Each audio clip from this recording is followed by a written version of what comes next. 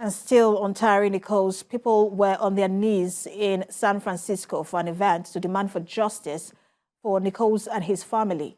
Organizers called for an end to low-level traffic stops by the police and for communities to stand together during these difficult times. Our lives begin to end when we become silent about the things that matter. You can't say you care about Black people when the only time you come out is to march when we die. You have to begin to have some stick-to-itness.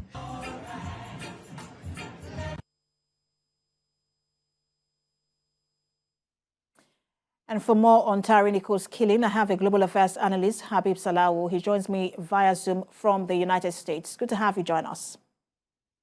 Thank you for having me. So for the other killings we've seen in the United States or police brutality, whether it was George Floyd or Breonna Taylor, most times you see that it is more of a racial discrimination. So we have white police officers against a Black man in the U.S. or a Black person in the U.S. But this particular killing was different in that, you know, the officers were Black. What's your thought on that? It is sad that that is the situation now. This gives credence to a lot of side talk on Black on Black violence. And interestingly, the conversation expands to the point where we've seen a rapid decision on the part of the Memphis PD. The said officers, all 5 were fired.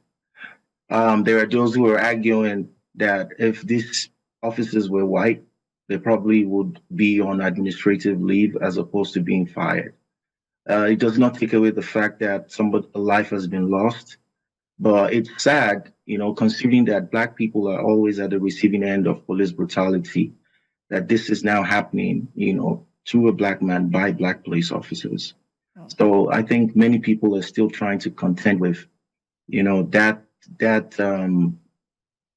irony of this. However, considering that, you know, within our community, it's prevalent, you see a lot of Black on Black crime, but in the hands of the police, it's different this time. And which for you is the biggest issue today? Because initially it was, you know, Black Lives Matter, which signaled issues around racial discrimination. When it comes to police brutality, is it the policing system itself or is it racial discrimination? So if you look at the history of policing in this country, you wouldn't be surprised that there is always a racial undertone to the brutality that Black people face. And which is why I said this kind of like hits differently because it's coming from the Black people.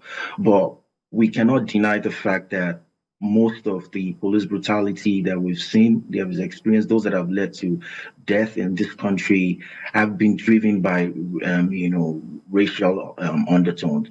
There is a certain, I mean, police officers will tell you, or rather they would, so based on what comes up from them, that there's the fear for their lives, which is why they're quick to reach for their guns.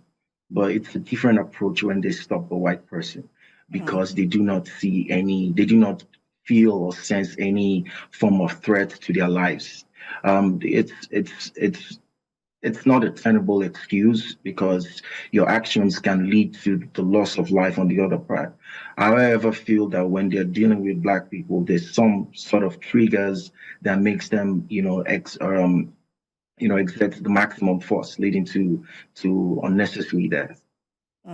So it's driven by race to a strong extent. So let's talk about ensuring accountability and justice. We know that 5 of those officers now have been fired. 2 other officers have been placed on, I think they've been placed on administrative leave. They've been placed on leave rather, pending administrative hearing. 3 Memphis Fire Department personnel who attended to Tyre have also been fired for not doing enough to save him. How far-reaching do you think the police should go in terms of ensuring accountability? You know, the thing, you played a video earlier when the lady was saying, why is it that it's only when, Black people die that we get to come out and speak about these things? It makes me wonder, and I think you should also wonder, why is it that this is the first time that we're getting almost like an instant reaction from the police with regards to firing the culprits in this case? It doesn't happen like this all the time, but ideally, typically, this is what should happen. When the police review body cameras and they see that they're responsible for their recklessness is responsible for the loss of lives, they should be fired immediately.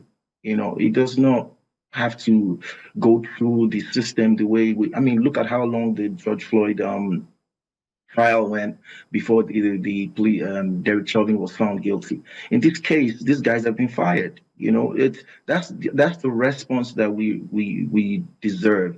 And I think once this starts happening on a national scale, a lot of thoughts will go into actions by police officers, because now it's clear that the repercussions can be instant, and there are repercussions for their actions. So I believe what the Memphis PD has done is good, and I hope that we continue to see this not only in cases where Black police officers are on the other end of I mean, they're perpetrators of the terrible act that has led to the loss of life of Tyre Nichols.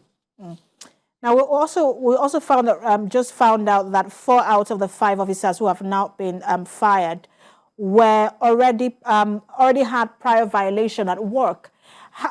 I mean, what does it say to you in terms of just the policing system and how far the police goes in terms of cleaning up his own house? So I do a lot of readings and finding out investigation about the police. Most times they operate like a cult. It's not like all of the police, all police officers are bad, or the number of bad eggs outnumbers the good guys. But it's more or less like a close, like a cult, where many of their actions, including those that get to internal affairs, are basically just, if it does not attract public scrutiny, or it doesn't have the eye and ears of the public, it's something that they just organize internally and sweep under the carpet. But then this case has led us to see that, has made us see rather that some of these officers had some cases against themselves, including the use of force. I don't understand what they mean by minor force. Force is force, and if this thing happened, no, we probably wouldn't have heard about it. Which brings about the justification for, getting the police off minor traffic stops. Because, you could be pulled over for, driving left or center, or just not going over the speed limit by maybe 1 mile, or probably just your lamps went off, which is a typical stop for most people. But then, being a Black man, that could be the last day you're going to spend on earth, because you do not know how, down south that would go after you get stopped. So the argument for the police being the arbitrator for some of their actions is, I think the DOJ needs to step in a little more, just to ensure that some of these issues are dealt with completely. Absolutely.